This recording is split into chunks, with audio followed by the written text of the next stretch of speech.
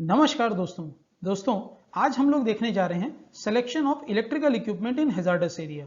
यानी जब हम किसी हैजार्डस एरिया में काम करने के लिए जाते हैं तो हम लोग को यह मालूम होना चाहिए कि हम कौन से इलेक्ट्रिकल इक्विपमेंट को वहां पर यूज कर सकते हैं। किसी भी हैजार्डस एरिया में कोई भी इलेक्ट्रिकल इक्विपमेंट जब हम यूज करते हैं तो हमको सबसे पहले यह पता होना चाहिए कि वहां का जोन कौन सा है। और मैं आशा करता हूं कि आपने इससे पहले वाला वीडियो में जिसमें हमने हैजार्डस एरिया के जो जोन्स हैं और डिविजन्स हैं वो समझाए थे, वो आपने देख लिया है और अच्छी तरह से उसको समझ लिया है। तो दोस्तों सबसे पहले हमको जोन का पता होना चाहिए और उसके बाद में हमारा सिलेक्शन क्राइटेरिया बेस्ड रहता है उसके गैस की ग्रुपिंग के ऊपर।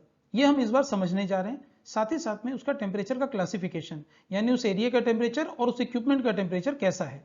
और last but most important, classified zones, जो कि समय समय पर चेंज होता रहता है। तो दोस्तों चलिए स्टार्ट करते हैं। सबसे पहले हम ये समझ लेते हैं कि चार्ट नंबर 2 जो कि आईसी वर्सेस एनईसी का टेम्परेचर क्लासिफिकेशन दिखा रहा है।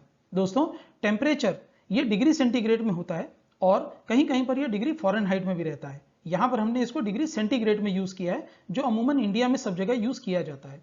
दोस्तों आईसी के हिसाब से जो टेम्परेचर का क्लासिफिकेशन है उसके लिए टी वर्ड यूज किया जाता है और वह T1 से लेकर के T6 तक चलता है। दोस्तों T1 यानी सबसे ज्यादा टेम्परेचर और T6 यानी सबसे कम टेम्परेचर।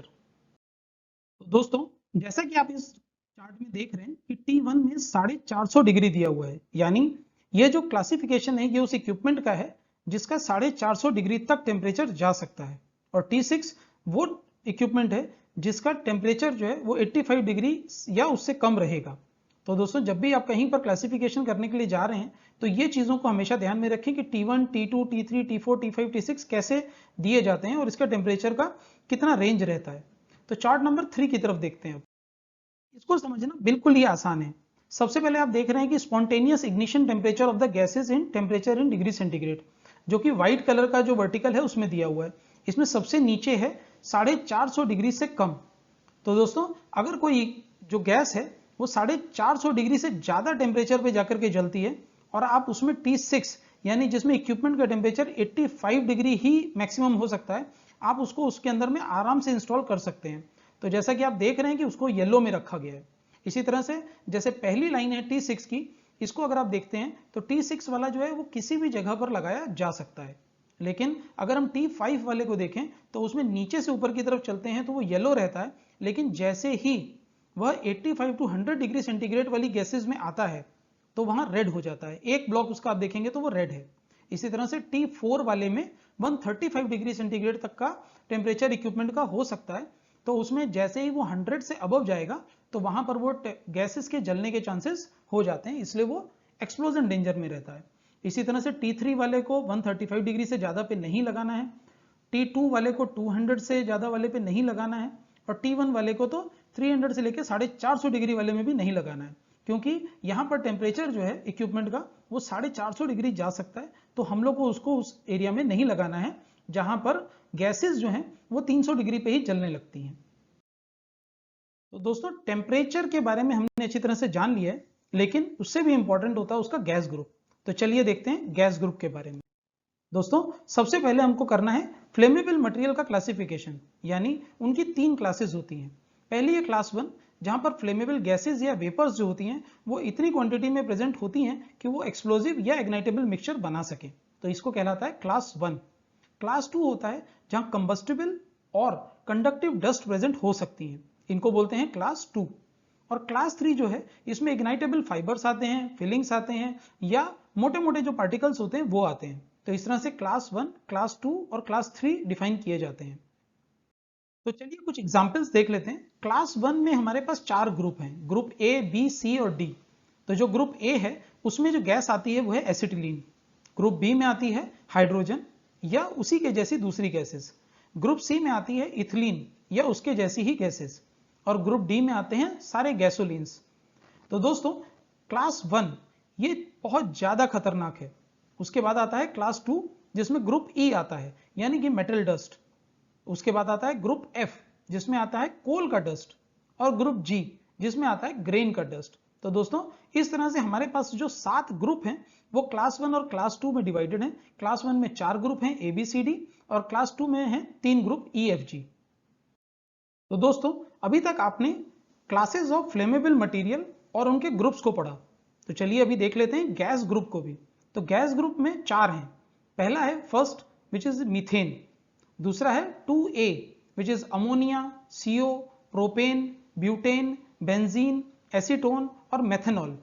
दोस्तों ऐसे ही है थर्ड वाला 2B जिसमें आता है ब्यूटाडाइन, इथिलीन, इथीलिन ऑक्साइड और डाइथाइल ईथर। और लास्ट है 2C जिसमें सबसे खतरनाक गैस हाइड्रोजन आती है, यानी हाइड्रोजन, CS2 और एसिटिलीन।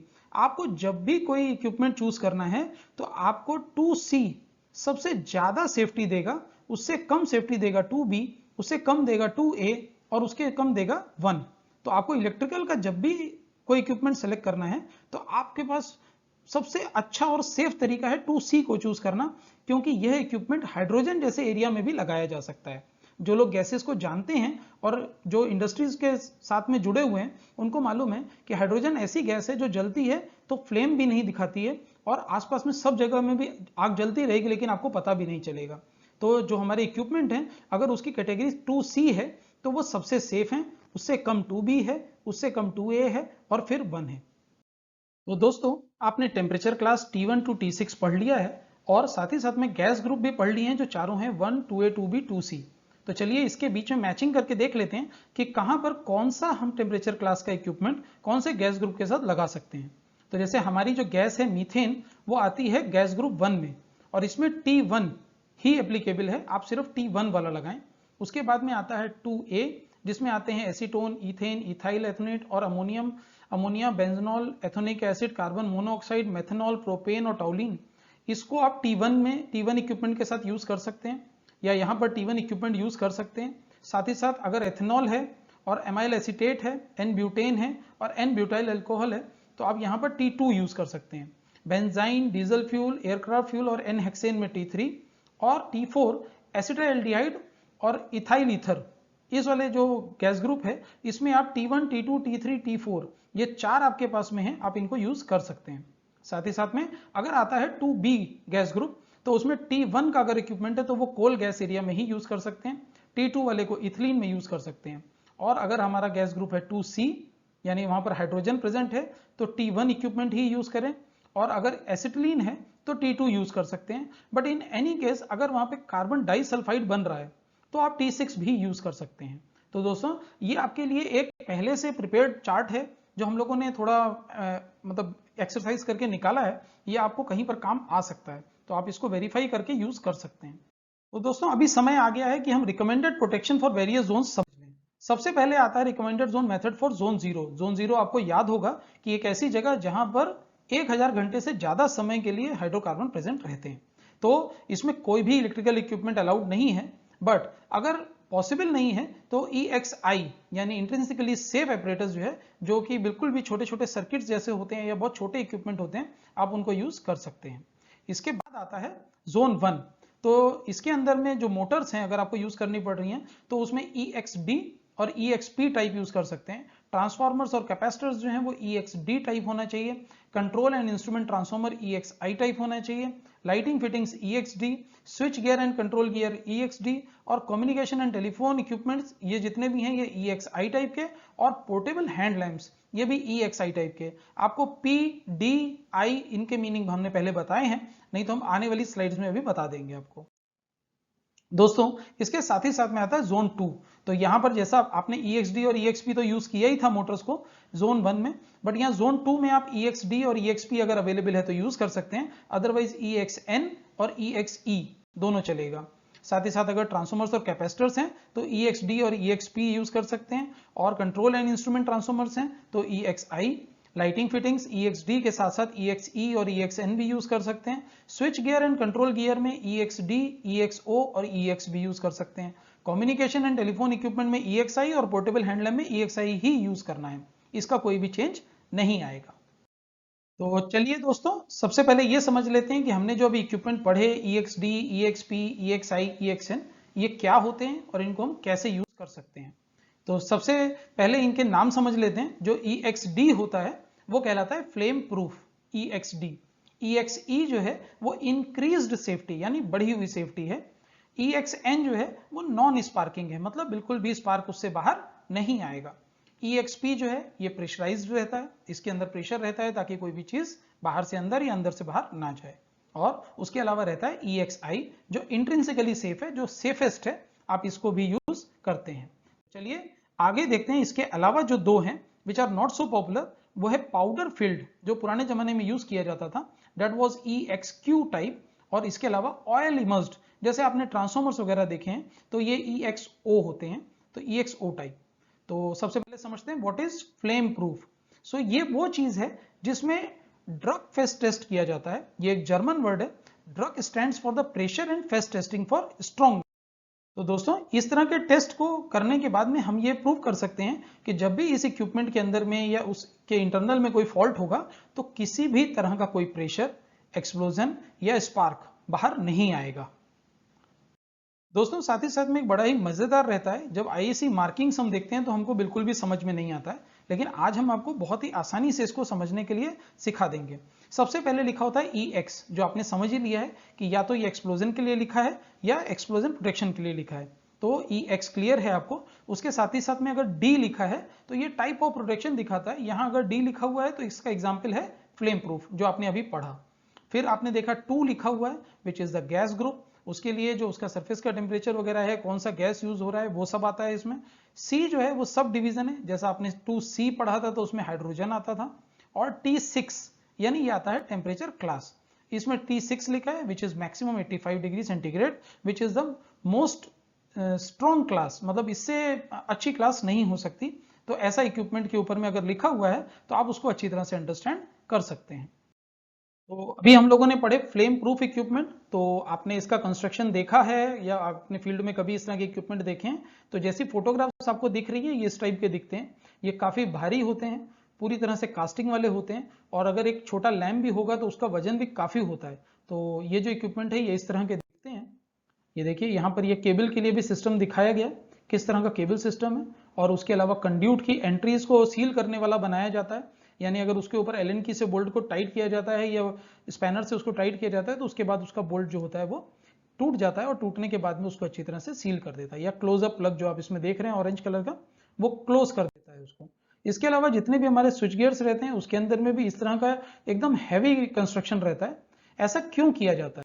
तो जितने भी EXD फ्लेम प्रूफ के एनक्लोजर्स होते हैं इनको इंटरनल एक्सप्लोजन प्रूफ बनाया जाता है, यानी अगर अंदर कोई भी एक्सप्लोजन होता है तो वो बाहर नहीं आना चाहिए। दूसरा है वो प्रेशर को विदस्टैंड करना चाहिए, नो फ्लेम या हीट जो है वो अंदर से बाहर नहीं आनी चाहिए, और इसकी जो स्ट्रेंथ है ना ये बिल्कुल भी कम नहीं पड़नी चाहिए, ये हमेशा अपने आप को विदहोल्ड करना चाहिए। तो दोस्तों इसलिए जो EXD फ्लेम प्रूफ टाइप के एनक्लोजर्स होते हैं ये थोड़े से भारी रहेंगे, और इनका जो कंस्ट्रक्शन होगा ये काफी रगेड होगा ताकि ये किसी भी तरह से टूटे नहीं। दोस्तों आप लोगों ने फ्लेम प्रूफ इक्विपमेंट तो अच्छी तरह से देख लिया और समझ लिया है। अभी जो इक्विपमेंट इंस्ट्रूमेंटेशन डिपार्टमेंट यूज करता है वो होता है EXI, यानी इंट्रिंसिकली सेफ। इस तरह के इक्विपमेंट फील्ड में तभी लगाए जाते हैं जब वहां पर ट्रांसमीटर, कन्वर्टर या स्विच, इस तरह की चीजों की जरूरत होती है, और इसका जो पावर सप्लाई होता है उसको हैजार्डस एरिया में नहीं लगाया जाता, इसको नॉन हैजार्डस एरिया में लेके जाते हैं, और इसको इतना सेफ रखा जाता है कि अगर इसके अंदर स्पार्क हो भी जाता है तो ये एक्सप्लोजन का कारण ना बन पाए। साथ ही साथ इसका जो इंडक्टेंस और कैपेसिटेंस होता है ये बहुत ही लिमिटेड होता है, उससे किसी भी तरह से कोई भी फॉल्ट की कंडीशन में भी स्पार्क जनरेट नहीं होगा। और EXI जो सर्किट है ये इंट्रिंसिकली सेफ बैरियर्स यानी जीनर डायोड का पावर लिमिटेशन के साथ में बनाया जाता है। दोस्तों इस तरह के जो इक्विपमेंट होते हैं ये अमूमन बहुत हल्के होते हैं दिखने में। आप जैसा कि यहाँ पर देख पा रहे हैं, कोई टॉर्च है, कोई इक्विपमेंट है, कोई ट्रांसमीटर है, कोई रिसीवर है, इस तरह की चीजें जब आप फील्ड में देखते हैं तो आपको ये वहां पर फील्ड में EXI टाइप के मिलेंगे। ये टेलीफोन वगैरह भी जो हमारे हैं वो भी EXI टाइप होता है। इसमें 2C और T4 आपका टेम्परेचर क्लास है और 2C गैस ग्रुप है, इसके साथ ही इसको लाया जाता है। दोस्तों इसके अलावा आता है EXE, जो आपने पहले भी पढ़ा, इंक्रीज्ड सेफ्टी इक्विपमेंट। दोस्तों बहुत सारे ऐसे इक्विपमेंट होते हैं जिनको आपको फील्ड में यूज करना रहता है। दोस्तों जो भी हमारे फ्लेम प्रूफ इक्विपमेंट है अगर हमको उसका इंक्रीज्ड करना है प्रोटेक्शन, क्यों करना है? ताकि वो जब काम कर रहे हैं तब वो ठंडे रहें, स्पार्क ना प्रोड्यूस करें, आर्क ना प्रोड्यूस करें, हॉट स्पॉट ना बनाएं, तब हम लोग उसको EXE टाइप में लेकर के जाते हैं और इसकी टेस्टिंग करवा करके ये प्रूव करते हैं कि in case of any abnormal condition भी ये इस तरह का कोई एक्ट नहीं करेंगे और इसकी वजह से कोई भी स्पार्क प्रोड्यूस नहीं होगा, तो हम लोग इसको लेते हैं EXE टाइप में। ये देखने में देखिए इस तरह के होते हैं, बहुत सारे इक्विपमेंट हैं जो हमारे जंक्शन बॉक्सेस की गास्केट जो है उसको सीलिंग करने की वजह से इसका जो स्पार्क है वो अंदर ही रह जाता है, बाहर नहीं आता है। तो इस तरह की चीजें फील्ड में बहुत सारे कनेक्शन बॉक्सेस के रूप में आपको देखने को मिलेंगे। दोस्तों उसके बाद में आता है EXP। EXP जो है ये प्रेशराइज्ड एपरेटस है, जो उसका प्रेशर रहता है अंदर का वो हायर रहता है देन द सराउंडिंग्स, यानी एटमॉस्फेरिक प्रेशर या बाहर के प्रेशर से। जो इनिशियल पर्जिंग है वो मेंटेन करते हैं, बार बार उसको पर्ज करके प्रेशर को मेंटेन करते रहते हैं। अगर किसी तरह का लीक है तो उसका मेंटेनेंस भी करना चाहिए। इसकी जो इक्विपमेंट की लाइफ है ये भी बहुत लॉन्ग लास्टिंग होती है। साथ ही साथ में इसको जो यूज किया जाता है वो स्विच रूम में, कंट्रोल पैनल में, कोई अगर फोर्कलिफ्ट आप जानते हैं तो फोर्कलिफ्ट के जो ट्रक्स होते हैं उसके पैनल्स में, कोई सिंगल इक्विपमेंट्स को अलग अलग अगर प्रेशराइज करना है तो उसमें, और कुछ मोटर्स होती हैं बहुत बड़ी मोटर्स जो VFD के द्वारा रन की जा रही हैं या बहुत बड़ी हैं साइज में, उसके लिए भी ये प्रेशराइज्ड इक्विपमेंट यूज किए जाते हैं, ताकि अगर कहीं बाहर का कोई गैस रिलीज हो भी जाए तो वह इस इक्विपमेंट के अंदर नहीं आनी चाहिए, क्योंकि अंदर में उसको टेम्परेचर मिल सकता है due to rotation of electrical parts या रोटेशन ऑफ अदर इक्विपमेंट। तो वो सेव करने के लिए हम लोग प्रेशराइज्ड एपरेटस को यूज करते हैं। तो आपने जो इलेक्ट्रिकल इक्विपमेंट अभी तक देखे वो एक्चुअली हमारे मेजर यूज में आते हैं जो फील्ड में रहते हैं। इसके अलावा दो जो हमने बात की थी EXO और EXM की, तो EXO जो है ये ऑयल इमर्जन इंक्लोजर्स हैं, जो पोटेंशियल रहता है उसका स्पार्क करने का, इसलिए उसके जितने भी पार्ट्स अगर स्पार्क कर सकते हैं तो उसको इंसुलेटेड ऑयल में या मिनरल ऑयल में डुबो करके रखा जाता है। तो इसकी वजह से अगर एक्सप्लोजन हो भी जाता है तो वो नियर बाई पार्ट्स में या दूर दूर तक कहीं पर भी जाने के लिए नहीं हो पाता है और वो ऑयल के अंदर ही रह जाता है। दोस्तों इसके अलावा आता है EXM यानी मोल्डिंग टाइप। इसमें जो रेजिन होता है उसके अंदर में इसको डुबो करके रख दिया जाता है और सूखने के बाद में वो मोल्डेड हो जाता है, और इसके अंदर कभी भी स्पार्क होने का चांस होता भी है तो वह स्पार्किंग अंदर ही रह जाती है रेजिन में। इक्विपमेंट ट्रिप हो जाएगा लेकिन उसका जो स्पार्क है वो बाहर नहीं आएगा। और इसमें स्मॉल कैपेसिटी के स्विच गियर या कंट्रोल गियर्स या इसी तरह से तो जो सेंसर्स होते हैं, इंडिकेटिंग इक्विपमेंट्स होते हैं, इनमें इस तरह की चीज़ों को यूज़ किया जाता है। जनरली मोल्डिंग के लिए जो ये हमारा तरीका है ये बड़े इक्विपमेंट के लिए नहीं काम में आता है, इसको छोटे छोटे इक्विपमेंट्स में ही काम में लाते हैं। दोस्तों चलिए समराइज कर लेते हैं आज के वीडियो को। हमने selection of equipment of various zone समझा, साथ ही साथ में सिलेक्शन क्राइटेरिया में गैस का grouping based on ignition temperature का क्लासिफिकेशन और classified zones based on the occurrences, ये तीनों चीजों को समझ के हमने वेरियस टाइप ऑफ इक्विपमेंट समझे, जैसे EXD, EXP, EXI, M and O। तो आप सभी लोगों का बहुत बहुत हार्दिक धन्यवाद। Thanks for watching this video and please subscribe and like for support and motivation. Thank you very much.